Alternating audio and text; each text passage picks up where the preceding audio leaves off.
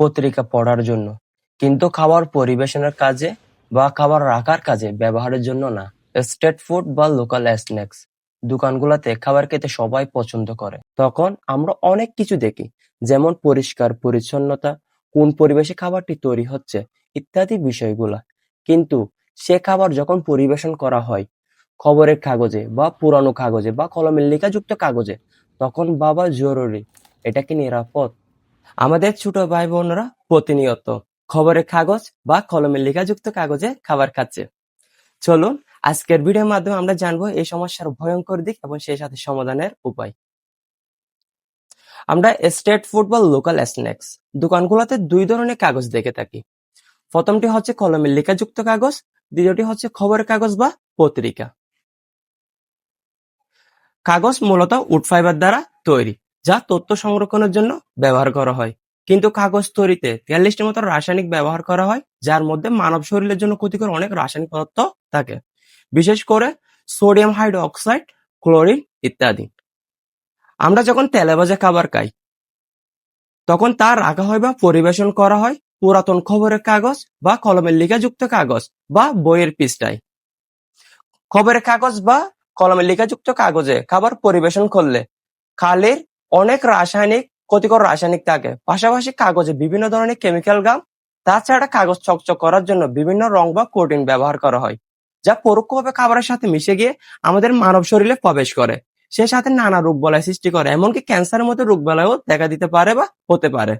আমরা কোনো না কোনো ভাবে সবাই এই খাবারগুলোর সাথে জড়িত বা খেয়ে থাকি। ওয়ার্ল্ড হেলথ অর্গানাইজেশনের মতে খাবার প্যাকেজিং, কাগজ, প্লাস্টিক যাই হোক না কেন সেখান থেকে রাসায়নিক খাবারে যেতে পারে। বিশেষ করে কাগজ বা প্রিন্টেড কাগজে তেলে ভাজা খাবার দিলে বেশি কালি এবং রাসায়নিক লেগে যেতে পারে। Slow poisoning from food serve in printed or use paper. এখানে বলা হয়েছে কাগজ ব্যবহার করলে ক্যান্সার মতো হেলথ ইস্যু দেখা দিতে পারে। চিলড্রেন এনভায়রনমেন্ট হেলথ ইন্টারন্যাশনাল ইনিশিয়েটিভের মতে street food or fast food packaging specially harmful for pregnant women or children.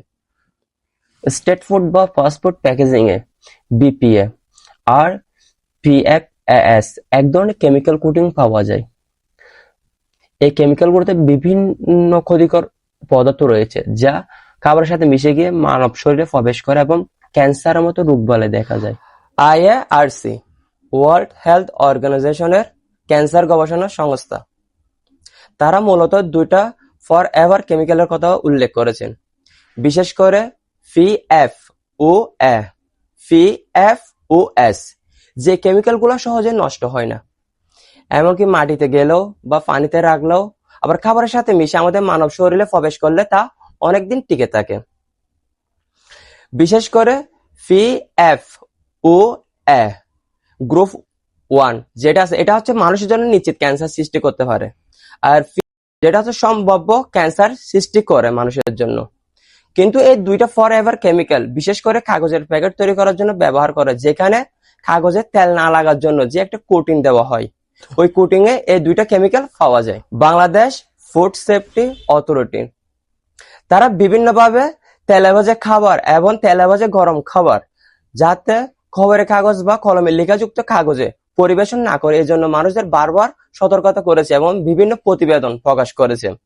সেই সাথে দ্য ফিনান্সিয়াল এক্সপ্রেস এবং রিসার্চ গেটের মতে যদি নিয়মিত কাগজ বা কলমের লেখাযুক্ত কাগজে খাবার পরিবেশন করা হয়, তা ধীরে ধীরে বিষের মতো কাজ করে মানব শরীরের নানা রকম রোগ বলাই সৃষ্টি করে, এমনকি ক্যান্সারও সৃষ্টি করতে পারে।